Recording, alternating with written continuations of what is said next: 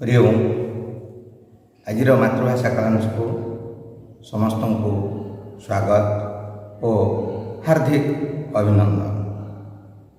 पूर्व कालांश आम फल्गु एकांकिकार किसी अंश आलोचना करते आज टे प्रश्नोत्तर आधार मन पकया। सुब्रत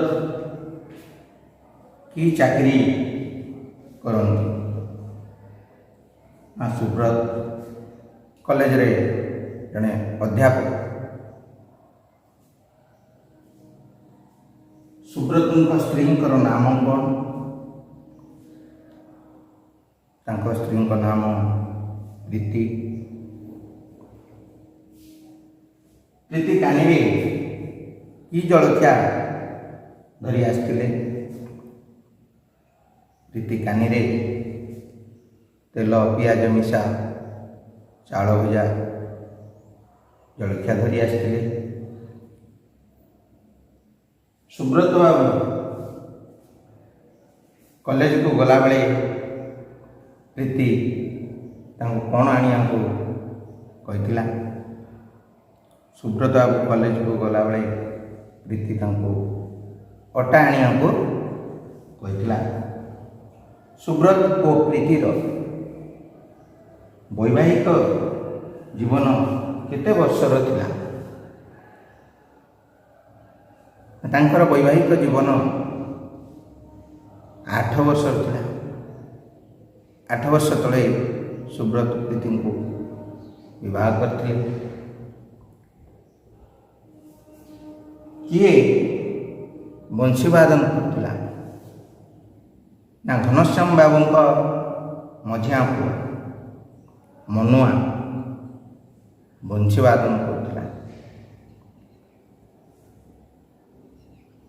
प्रीति जिते मोटर कार शब्द शुणी कई जने घर को आसुंच अपरिचित व्यक्ति से समय से चाउल भजा गणक नहीं रखिदे आसला। कारण भद्रलोक देखले खराब भाव। से समय महापात्र बाबू कार ओह्लाई आसुंच सुब्रत एवं महापात्र मध्य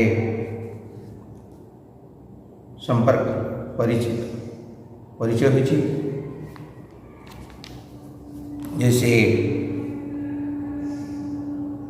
आगर कैप्टेन थे कि वर्तमान जड़े कॉन्ट्रैक्टर। तेणु ए पर्यंत आम काली आलोचना करते। वर्तमान आग को आम किसी आलोचना करवा। घर को आसचंती कैप्टेन महापात्र। से सुब्रत नुआ अपरिचित तांकर चेहरा और पोशाक जना जाए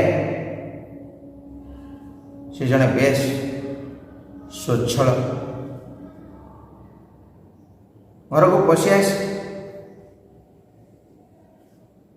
सुब्रत सहित निज आड़ परिचित होती। एभली परिचित होती सत्य जमी बहु परिचित हुए अभ्यस्त मनुष्य भली व्यवहार करते। से होती सुब्रत बांधवी जहाँ को सुब्रत दिने हृदय जगह देते बहुत भल पाते स्वामी। महापात्र सुब्रत घर कौन सी परिस्थिति कथा चिंता करना से निज चलनी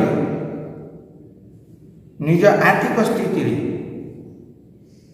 सुब्रत परिवार को आकलन कर फल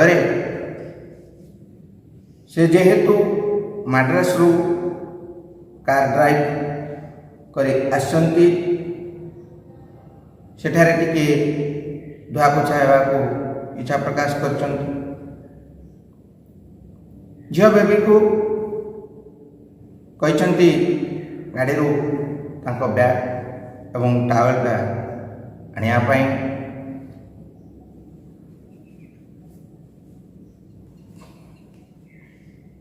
देखिए तो महापात्र हसी हसी नमस्कार नुआबो प्रीति प्रवेश कर जलखिया थोदे आसी से प्रीति को देखी महापात्र सुब्रत को पचार ए माने सुब्रत प्रीति मोर महापात्र ओ आपण स्त्री नुआ बो बोली संबोधन करी प्रीति को नमस्कार करछंती। अरे मु उद्भट हो गली उद्भट परिकल्पना रोमांटिक कहतु तो क्यों परिचयटा आरंभ करेंगे बेस जो परिचय आरंभ से आरंभ करें जो ना पुरबींकर परिचय अनुसार से परिचय कर निजर परिचय कारण पुरबी को सुब्रत बेस भल भाव जानी तेणु पुरबी कथा कही परिचय देले से निश्चय जापर यह भावी महापात्र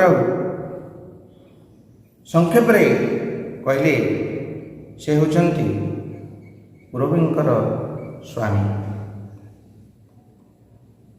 सुब्रत जानीपारे ये पुरबी कैप्टेन महापात्र को विवाह करते तेणु से कहते आपण कैप्टेन महापात्र आश्चर्य महापात्र कहले क्यों जुगरे कैप्टेन थी एबे कंट्राक्टर कर दांड दरजा पाखक उठी जाई बेबी को डाकिले बेबी टावेलटा आने कौन एते डेरी हो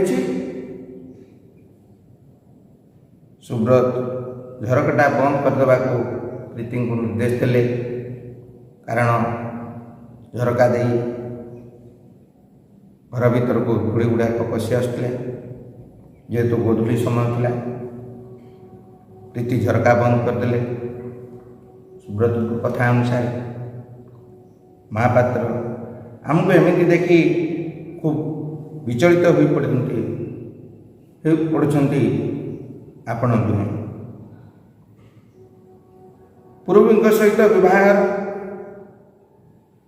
12 वर्ष है अर्थात महापात्र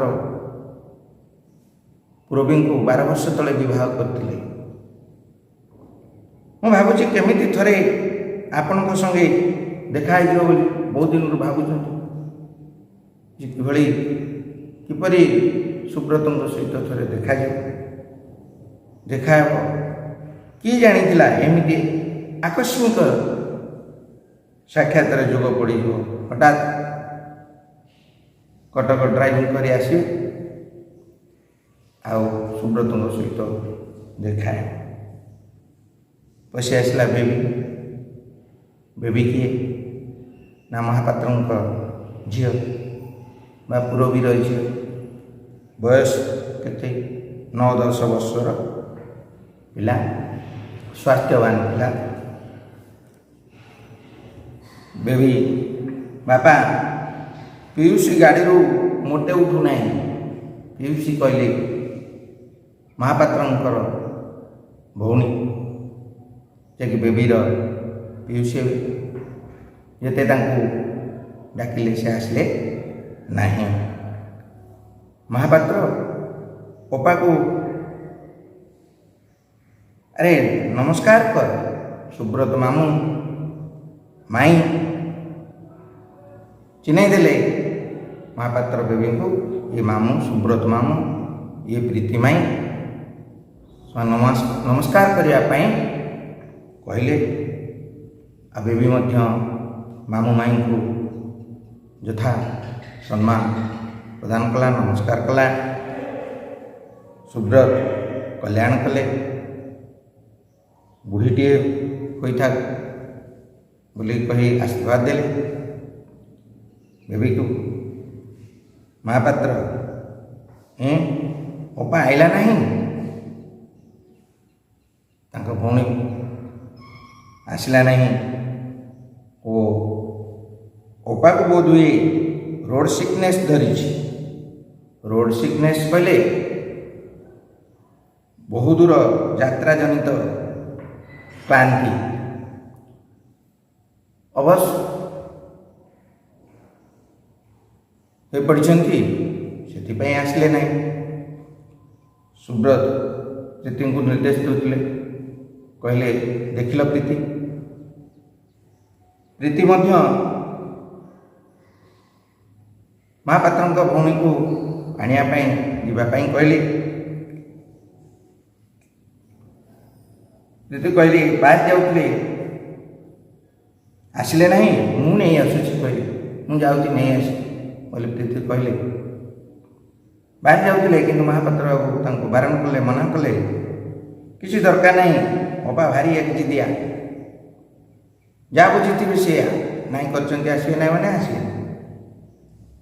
ये एक जिदिया व्यक्ति मानकर गोटे लक्ष्य। थे जदि मना कर मनाटा नाहीटा हाँ हो पार ना, जाऊना भारी एक जिदिया। खाली जा अनुरोध करवा ही सारा हो। तुम्हें डाक अनुरोध कर बाध्य कर कि सी आसवे ना नुआबू बरं तापाई गोटाए मग कॉफी से पठाई दियो। भारी कॉफी प्रिय थे महापात्र भौणी। मग एक कॉफी ग्लास नहीं, एक मग कॉफी पठे देवा कहले। अरे बेबी हाँ कर रही कौन एमती अनेचु कौन, जा बाथरूम रू टिके मुँह हाथ धुआधुई करिया।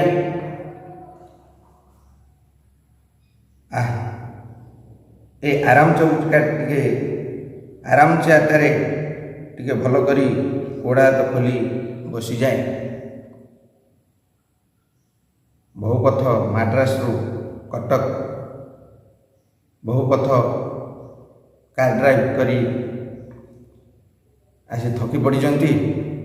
आराम चेयर टिके बसिक थका मेटाइवाई महापात्र कहले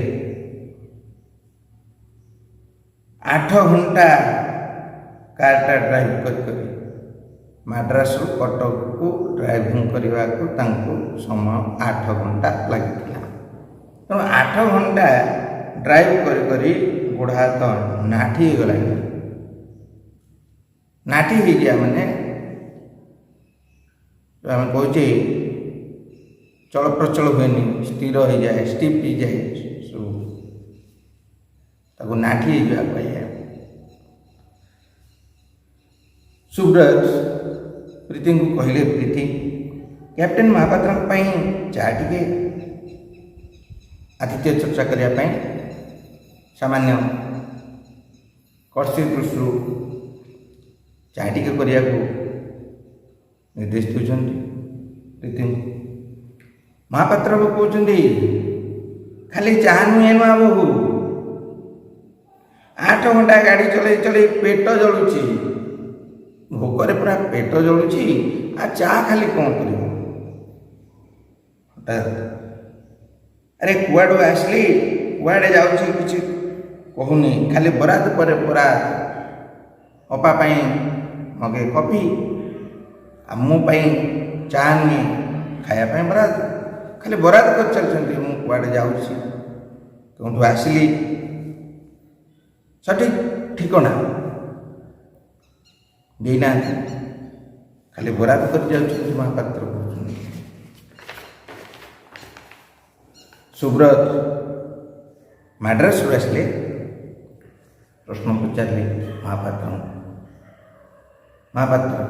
हाँ मद्रास तो घर कर जगह कि मद्रास घर कर ड्राइव कर राउरकेला बड़ गोटाए कंट्राक्ट पाई कंट्राक्ट मिली काम गले मु तो प्लेन रे जाए ताले मद्रास रो राउरकेला महापात्र प्लेन रे जाते एथर किंतु बेबी बाध्य कला कहला बापा कार रे चल मुझी ताले महापात्र को कार रे जीवाई राउरकेला कि कहला ना बेबी कहला झील सांगे जीव बोली कहला महापात्र भाविले भल हो कि मंद हेनी अर्थात भल हो अरे आमे तो आपण घर को कटे चली जाता मन नाला ड्राइविंग करने समय काठजोड़ी पोल उपरे कटक को आसा पूर्व भुवनेश्वर पटू आगे काठजोड़ी पोल पड़े से काठजोड़ी पोल उपरे जो से झील बेबी महापात्र कहला बापा यहाँ कटक ना काठजोड़ी पोल देखला पर तार कटक कथा मन पड़गला पचारा बापा यहाँ कटक ना हठात झीटार ए प्रश्न शुणी तांकर मन पड़गला सुब्रत बाबू कथा अवश्य चौद्वार गेस्ट हाउस रे से रहा खाଇବା व्यवस्था सब कराई तथापि महानदी फेरी रे पारी हो 2 घंटा रु तो कम डेरी हेबनी महानदी फेरी फेरी कहले महानदी फेरी रे अर्थात जो पण्य द्रव्य सब बिक्री होता है बाजार दुकान बाजार सब पड़ी थाए आउर किसी बुला बिकाली बिकुता ये सब देखी देखी जीवा बेले किसी किणाकिणी करने को भी पड़ो अति कम रे फेरी कला बेले क्रय कला बेले फेरीवाला ठारू अति कम रे 2 घंटा रु कम डेरी हेबनी 2 घंटा अति कम लगे भ्रमण करेंगे बुलवे एत दिन पर आसती सांगरे पुणी झील बेबी आसी तेणु महानदी फेरी निहाती कम 2 घंटा लगे भाविली आउ कि ना तो टे पोछापोछी करने से 2 घंटा खंडे विलम्ब हम तेणु ये आसलु धुआ धुई पोछापोछी होकर जुआ सुब्रत खूब भल कर बहुत दिन पर देखा साक्षात तेणु सुब्रत भी यह शुणी बहुत खुशी होती आ प्रीति को कहते अरे प्रीति जाओ चुलीटा लगाई चा टे करने कहते कारण तांको घरे से दिन किसी न था महापात्र अबल परिश्रम पड़ज बोली डरी जाऊँ कि नुआ बो अबल असमय जो समयटा 4टा समय किछि न थाए करिया पई जहा ख्यापा सरी जाई थाए। अपराह्न परे गोधूली समय से समय ये अतिथि आसिले तांको पई व्यवस्था करवा जटिल हो पड़े। तेणु सेटा को अबेल पाए असमय पाए अबेल परिश्रम पड़ीज बोली डरी जाउछन्ति कि बाबू महापात्र कहउछन्ति बेसी जंजाड़े पकाऊ ना किसी रोषेबास किसी करिया आवश्यक नहीं। बेबी पाई तुम्हें चिंता करियो नहीं। ये छोट पिला संज बेले से फल आउ दूध छड़ा अनेक किसी खाए ना। संज बेले बेबी किसी फल आउ दूध पीए आउ किसी खाए ना। से तो तुम्हार परिश्रम कर किसी फल क्षीर देदेले चलो परिश्रम करिया पड़िबो नहीं। गोटे तो प्लेट फल देदेले गोटे प्लेट फल हो गले तार चली जाओ मोर पाई टिके परिश्रम पड़ो महापात्र बाबू देहटा जमी लंबा चौड़ा हाटा काटा लंबा मोटा खाइबाटा जब सेमती न हुए पेट पूरब ना अधिक खाते हो हसी उठिले। या कहीकि महापात्र बाबू जो मो चेहरा केते मोटा लंबा आ से भली खाद्य नहले सेमती खाद्य नहले हेब नाही कहीकि निजे निजे मध्य हसी उठुछन्ति। प्रीति कहउछन्ति महापात्र कथा शुणी राक्षस तो आपण आउ नहंती आपण तो राक्षस नुहंती। महापात्र जानिल नुआ बो राक्षस नहले भी 8टी अंडार आमलेट अति कम रे 8टी अंडार आमलेट दरकार। सुब्रत हसी हसी मोटे 8टा तो प्रीति बड़ बड़ अंडा बाची डजन अंडार आमलेट करी आन तो बड़ बड़ अंडा बाचिकी डजन डजन कहले 12टा अंडा आमलेट करने प्रीति को कहले। डरबार कारण नहीं ना वो मिलिटारी लोक मिलिटारी चाकरी करते कैप्टेन थे हजम हो जिते खाइले सब हजम हो बेश डजन अंडा करंतु 8टी अंडा कथा कही सुब्रत कथा शुणिकी कहले ठीक अच्छे डजन अंडार आमलेट करंतु खाइले हजम हो किसी असुविधा हेनी। अरे मुझे बसी गपिबारे लगे गपसपर मजी जाइछन्ति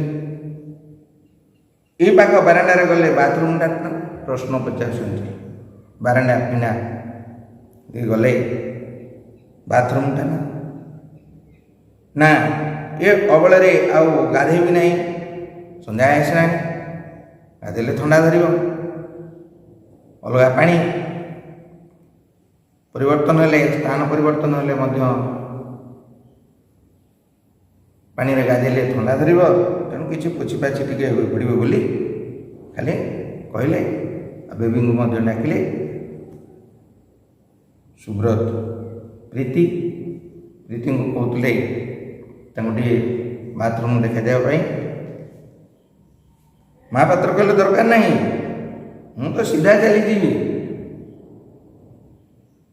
विस्मयकर भाव में कैप्टेन महापात्र टावेलटा धरी डाण पाख दरजा दे खंजा भीतर को पशिगले पछे पछे बेबी। सुब्रत असहाय भाव प्रकाश कर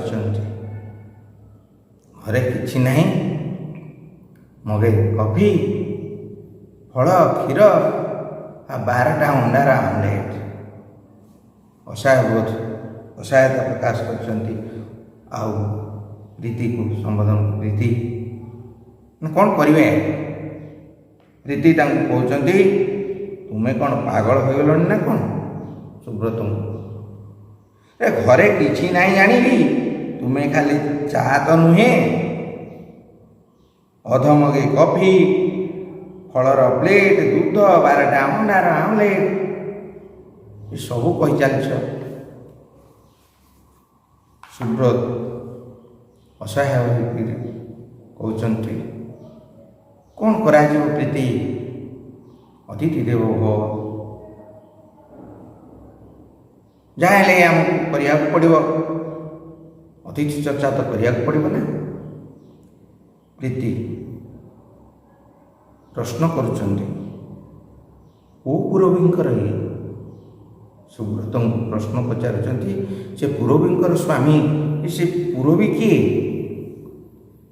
କେଉଁ ପୁରୋହିତ? କେବେ ତ ନାଁ ଗନ୍ଧ ମୁଁ ଶୁଣିନି, 8 ବର୍ଷ ହେଲାଣି ବିବାହ ହେଲେଣି, ଆସିଲେଣି, ସେ ପୁରୋହିତ ନାଁ କେବେ ଶୁଣି ନାହାନ୍ତି ସୁବ୍ରତଙ୍କ ଠାରୁ। ତେଣୁ ସେ ପୁରୋହିତ କିଏ? ପ୍ରଶ୍ନ କରୁଛନ୍ତି। ସୁବ୍ରତ କହୁଛନ୍ତି, ଏଇଟା ସେ ସମୟ ନୁହେଁ, ପରେ ଶୁଣିବ। ପ୍ରୀତି ଆଗ ଅତିଥିଙ୍କ ଚର୍ଚ୍ଚା କର, ମୋ ମାନ ତଳେ ପଡ଼ିଯିବ। ଯଦି ଏହା ସବୁ ଯୋଗାଡ଼ ନ କରିବ, ଚର୍ଚ୍ଚା ନ ହେବ, ତାହେଲେ ମୋର ମାନ ସମ୍ମାନ ସବୁ ତଳେ ପଡ଼ିଯିବ, ମାଟିରେ ମିଶିଯିବ। ଦିନେ ନାହିଁ କାଳେ ନାହିଁ, କୌଣସି ମତେ, ଯେକୌଣସି ମତେ ତୁମେ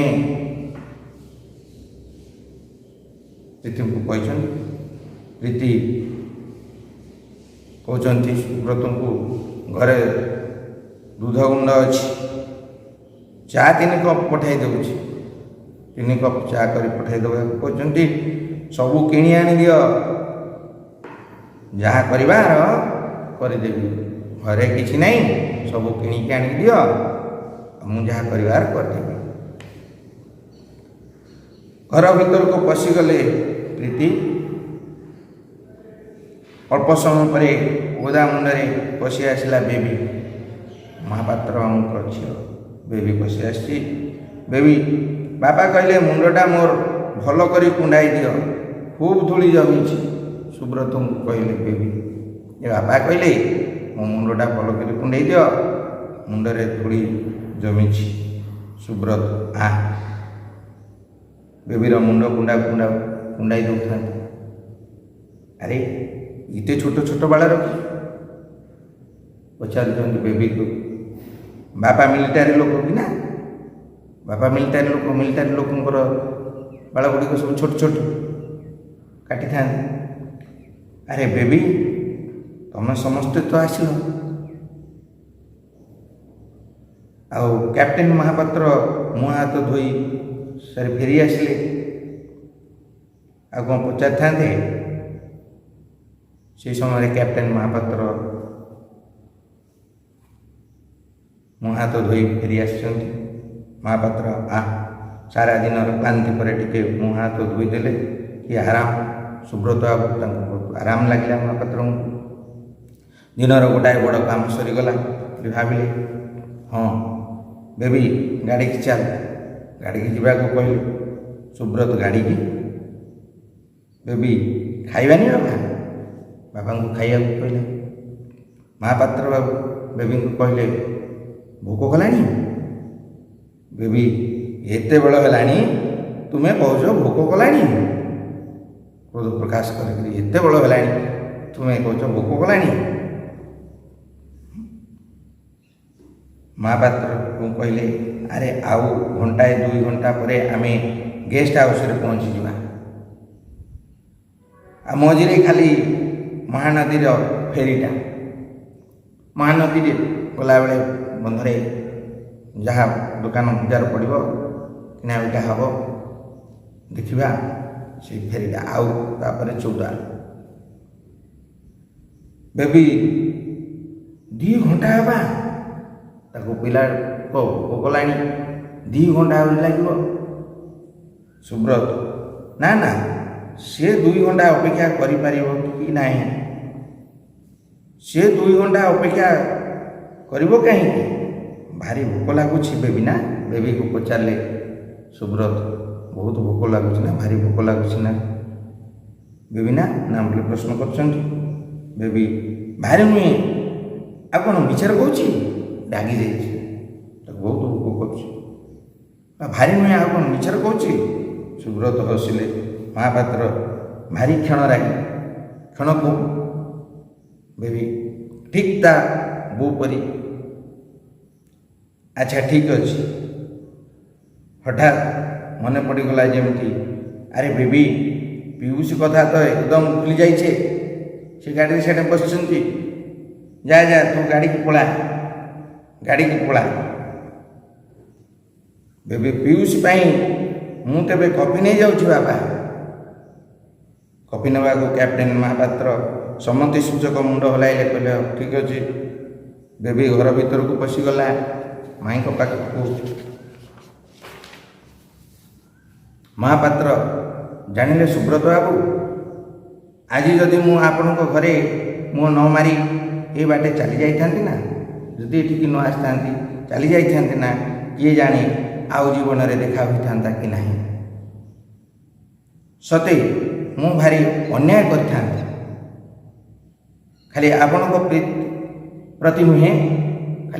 ପ୍ରତି ନୁହେଁ, ପୁରବୀଙ୍କ ପ୍ରତି ମଧ୍ୟ ଯଥେଷ୍ଟ ଅନ୍ୟାୟ ହୋଇଥାନ୍ତା। ମୁଁ ଏ କଥା କହୁଛନ୍ତି, ପୁରବୀଙ୍କ ପ୍ରତି ବେଶୀ ଅନ୍ୟାୟ ହୋଇଥାନ୍ତା। ସୁବ୍ରତ ପୁରବୀ? ମହାପାତ୍ର, ଆରେ ପୁରବୀଙ୍କ ଆଗରେ ଆପଣ ତ ମଣିଷ ନୁହନ୍ତି, ଦେବତା। ସତେ ଆପଣ ବି ସେମିତି ଲେଖନ୍ତି।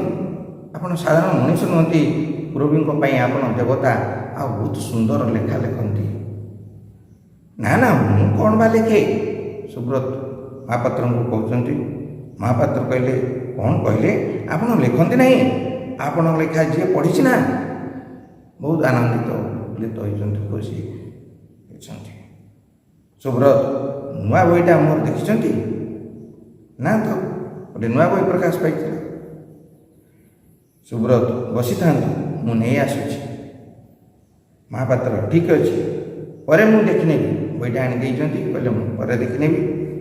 ସୁବ୍ରତ, ମାନେ ହଁ, ମୁଁ ଟିକେ ଭିତରୁ କହିକିରି ଯାଉଥିଲେ। ମହାପାତ୍ର, ଠିକ୍ ଅଛି, ନୂଆ ବୋଉ ଯାହା କରିଥିବେ ସେ ଯଥେଷ୍ଟ। ସୁବ୍ରତ, ନାହିଁ ଯେ। ମହାପାତ୍ର, କିଛି ବ୍ୟସ୍ତ ହେବାର କାରଣ ନାହିଁ, ବସନ୍ତୁ ନା। ଜାଣନ୍ତି ସୁବ୍ରତ, ପୁରବୀ କ'ଣ କରନ୍ତି? ଆପଣଙ୍କର ବହି ବାହାରିଛି କି ନାହିଁ କିଣି ଆଣି ସବୁଗୁଡ଼ାକ ମୋ ଆଗରେ ଟିକିନିକି କରି ପଢ଼ନ୍ତି। ବହି ବାହାରିଛି, ପବ୍ଲିକେସନ୍ ହେଇଛି କି ନାହିଁ, ସେ ବଜାରକୁ ଯାଇ କିଣି ଆଣିକିରି ମହାପାତ୍ରଙ୍କ ସାମ୍ନାରେ ଆଗରେ ଟିକିନିକି କରି ବହି ପଢ଼ନ୍ତି। ସତେ? ଆଶ୍ଚର୍ଯ୍ୟ ହେଇଛନ୍ତି ଏ କଥା ଶୁଣି ସୁବ୍ରତ। ମହାପାତ୍ର, ଅବଶ୍ୟ କେତେକ ମୁଁ ଶୁଣେ, କେତେ ଶୁଣେ ନାହିଁ ବୋଲି ତାଙ୍କ ଜୁ ନାହିଁ, ସାହସ ନାହିଁ। ଜୁ ଅର୍ଥ ସାହସ। ସେ ପଢ଼ିଲା ବେଳେ ମୁଁ ହୁଏତ ରାସ୍ତା ତିଆରି କି ପୋଲ ତିଆରି କଥା ଭାବୁଥାଏ। କଣ୍ଟ୍ରାକ୍ଟର ତ କାର୍ଯ୍ୟ ବ୍ୟସ୍ତ ହେତୁ କୌଣସି କଥା ରାସ୍ତା କି ପୋଲ ତିଆରି କଥା ଭାବନ୍ତି, କିନ୍ତୁ ମୁଁ ମାରିବାରେ ଭୁଲ ହୁଏ ନାହିଁ। ମୋର ସବୁବେଳେ ମୁଁ ମାରିଥାନ୍ତି। ସୁବ୍ରତ ଠୋ ଠୋ କରି ହସି ଉଠିଲେ। ବେଶ ତ ଠକନ୍ତି ଆପଣ। ଉପାୟ ନାହିଁ, ମହାପାତ୍ର ବାବୁ କହୁଛନ୍ତି। ତା ବୋଲି କିନ୍ତୁ ଆପଣଙ୍କ ପ୍ରତିଭାକୁ ମୁଁ କ୍ଷୁଣ୍ଣ କରିନି, କେବେ ହେଲେ କ୍ଷୁଣ୍ଣ କରିନି, ଅସମ୍ମାନ କରିନି, ଅକ୍ଷୁଣ୍ଣ କରିନି। ଆପଣଙ୍କର ଯେଉଁ ପ୍ରତିଭା ନା, ବହୁତ ପ୍ରତିଭା। ଘଣ୍ଟାରେ ଆଖି ପଡ଼ିଗଲା।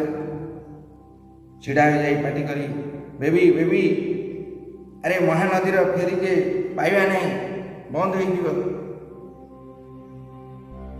6:30 ପରେ ବନ୍ଦ ହବ। ମାଇଁକି କହ, ଯେତିକି ହେଲା ସେତିକି, ଅନ୍ତତଃ କଫିଟା ତ ଦେଇଥିବ, କଫିଟା ତ ହେଇଥିବ। ସୁବ୍ରତ, କି ଆଶ୍ଚର୍ଯ୍ୟ ଲୋକ ଆପଣ।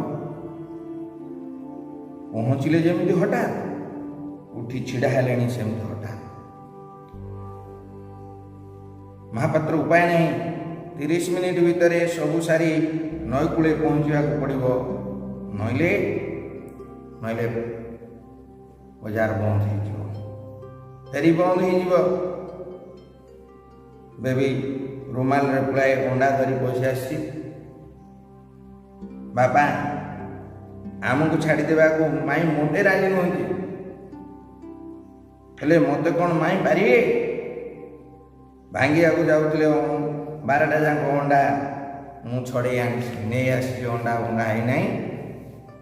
ମହାପାତ୍ର ଭଲ କରିଛୁ, ଆମଲେଟ୍ ପଛେ ନହେଲା ନାହିଁ, କଞ୍ଚା ଅଣ୍ଡାରେ ମୋର କାମ ଚଳିଯିବ। ପ୍ରୀତି ବସି ଆସିଲେ, ଟ୍ରେରେ ଗୁଡ଼ାଏ ଫଳ ଆଉ କଫି। କ'ଣ ଏସବୁ ହେଉଛି? ଅଣ୍ଡାଟା ଆମଲେଟ୍ କରିବାକୁ ବି ଦେବେନି? ଅଣ୍ଡାକୁ ଆମଲେଟ୍ କରିବାକୁ ଦେଲେନି ବୋଲି ପ୍ରଶ୍ନ କରୁଛନ୍ତି। ସୁବ୍ରତ ବିସ୍ମିତ ଅଥଚ ନିର୍ବୋଧ ଭାବରେ ଆଶ୍ଚର୍ଯ୍ୟ ହେଉଛନ୍ତି। ବୋକା ଭଳି ନିର୍ବୋଧ ଭଳି ପ୍ରୀତିକୁ ଚାହିଁଛନ୍ତି। ଏଠି ସବୁ ଯୋଗାଡ଼ କହିବା ଅନୁସାରେ କରିଛନ୍ତି। ସୁବ୍ରତ ବିସ୍ମିତ ହୋଇଛନ୍ତି। ମହାପାତ୍ର, ତମେ ଭାରି ସ୍ମାର୍ଟ ନୁଆବୁ। ତାଙ୍କର କାର୍ଯ୍ୟ ଚଳଚଞ୍ଚଳ, କମ୍ ସମୟ ଭିତରେ ଏତେ ସବୁ ପ୍ରସ୍ତୁତ କରିବା ଦେଖି ତାଙ୍କୁ ସ୍ମାର୍ଟ ବୋଲି କହିଛନ୍ତି, କର୍ମଠ ବୋଲି କହିଛନ୍ତି। ଆରେ ଏତେ ଫଳ କ'ଣ ହେବ? ଠିକ୍ ଅଛି। ଆରେ ବେବି, ବ୍ୟାଗରେ ପୁରା ଗାଡ଼ି ଯାକ ବସି ବସି ଖାଇବୁ। ଦେଲ ନୂଆବୁ, କଫି ଗୁଡ଼ାକ କପ୍ରେ ଢାଳିଦେଲ। ଆଚ୍ଛା, ମୁଁ ନିଜେ ତିଆରି କରିଦେଉଛି। କ୍ୟାପ୍ଟେନ୍ ମହାପାତ୍ର କଫି ତିଆରି କଲେ, ଫେଣ୍ଟିଦେଲେ କଫି ପକାଇ କପ୍ରେ। ତମେ ନିଅ ନା କପେ ନୂଆବୁ। ନୂଆବୁକୁ ମଧ୍ୟ ପ୍ରୀତିଙ୍କୁ କପେ ଯାଚିଲେ। ବେବି, ଯା ଡ୍ରାଇଭରକୁ କହିବୁ ଗାଡ଼ି ଷ୍ଟାର୍ଟ କରିବ। ଗାଡ଼ି ଷ୍ଟାର୍ଟ କରିବାକୁ ଡ୍ରାଇଭରକୁ କହିବାକୁ ବେବିକୁ ନିର୍ଦ୍ଦେଶ ଦେଲେ। ବେବି ଚାଲିଗଲା। ଘଣ୍ଟାକୁ ଦେଖି ଆଉ ରହିଲା 25 ମିନିଟ୍। ଆଚ୍ଛା, ଅପାର କଫି? ପଚାରିଲେ। ଅପା ପାଇଁ କଫି ପଠାଇଛି କି ନାହିଁ ପଚାରିଲେ। ପ୍ରୀତି କହିଲେ, ଗାଡ଼ିକୁ ପଠାଇ ଦେଇଛି। ମହାପାତ୍ର କଫି ଖାଇ, କଫିଟା ବହୁତ ଚମତ୍କାର ହେଇଥିଲା, ଭଲ ହେଇଥିଲା, ପ୍ରଶଂସା କଲେ ନୂଆବୁ ଚମତ୍କାର ହେଇଛି କଫିଟା। ସମ୍ଭବତଃ ଏଇ ବାଟରେ ଫେରିପାରେ, ଯଦି ଫେରେ ତାହେଲେ ନିଶ୍ଚୟ ଦିନେ ଏଇଠି ଅଟକିବେ ବୋଲି କହିଲେ। ଆଚ୍ଛା, ନମସ୍କାର ସୁବ୍ରତ ବାବୁ। କ୍ୟାପ୍ଟେନ୍ ମହାପାତ୍ର ଝଡ଼ କରି ବାହାରି ଯାଉଥିଲେ ଶୀଘ୍ର। ସୁବ୍ରତ, ଆଚ୍ଛା କ୍ୟାପ୍ଟେନ୍ ମହାପାତ୍ର, ଅନେକ କଥା ତ କହିଲେ, ରୋଗୀଙ୍କ କଥା ତ କିଛି କହିଲେ ନାହିଁ। ଆସିବା, ଘର କରିବା, କଣ୍ଟ୍ରାକ୍ଟ କରିବା, ସବୁ କଥା କହିଲେ, କିନ୍ତୁ ରୋଗୀଙ୍କ କଥା ତ କହିଲେ ନାହିଁ। ବେବିଙ୍କୁ ଆଣିଲେ, ତାଙ୍କୁ ବି ତ ନେଇ ଆସିପାରିଥାନ୍ତେ। ତାଙ୍କୁ ଆଣିବା ପାଇଁ କହୁଛନ୍ତି, ଆଣିଥିଲେ ଭଲ ହେଇଥାନ୍ତା। ମହାପାତ୍ର କହିଲେ, 3 ବର୍ଷ ହେଲା ରବି ଆମ ସମସ୍ତଙ୍କୁ ଛାଡ଼ି ଚାଲି ଯାଇଛନ୍ତି। ରବି? ସୁବ୍ରତ ଆଶ୍ଚର୍ଯ୍ୟ ହେଉଛନ୍ତି ରବିଙ୍କର ମୃତ୍ୟୁ କଥା ଶୁଣି। ମହାପାତ୍ର କହିଲେ, ମାଡ୍ରାସରେ ଗୋଟାଏ କାର୍ ଆକ୍ସିଡେଣ୍ଟରେ ଫାଟକ ପାଖରେ କାର୍ ଷ୍ଟାର୍ଟ ଶବ୍ଦ ହେଉଛି। ମହାପାତ୍ର ବାହାରି ଯିବା ପର୍ଯ୍ୟନ୍ତ ଶବ୍ଦ ସେପରି ରହିଥାଏ। ଆସିଲା ବେଳେ ଭାବିକରି ଆସିଥିଲି, ସଙ୍ଗେ ସଙ୍ଗେ କହିବି ବୋଲି ପୁଣି ଭୁଲି ଯାଉଛି। ଆକ୍ସିଡେଣ୍ଟରେ ପୁରବୀ ହସ୍ପିଟାଲରେ ପଡ଼ିଥାନ୍ତି। ଦିନେ ଏମିତି ସଞ୍ଜରେ ପାଖରେ କେହି ତ ନଥାନ୍ତି। ମହାପାତ୍ର ତାଙ୍କୁ ଡାକିକି କହିଲେ, ଥରେ ସୁବ୍ରତଙ୍କୁ ଖବର ଦେଇପାରିବ? ଶେଷ କଥା କହିଥିଲେ ମୃତ୍ୟୁ ସମୟରେ, ଯଦି ସମ୍ଭବ ନ ହୁଏ,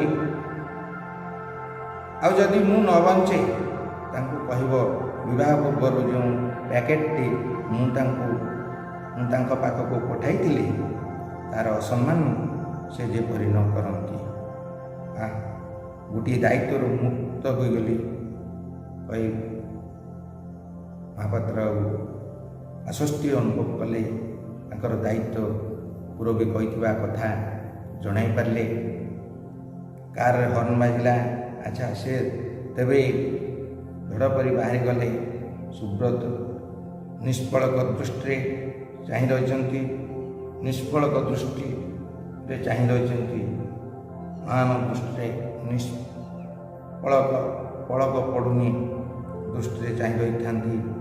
କିଛି ସମୟ ପରେ ଗାଡ଼ି ହର୍ନ କରି ଦୂରକୁ ଆଗେଇଗଲା। ପ୍ରୀତି ଭାରି ଆଶ୍ଚର୍ଯ୍ୟ ଏ ମହାପାତ୍ର ବାବୁ।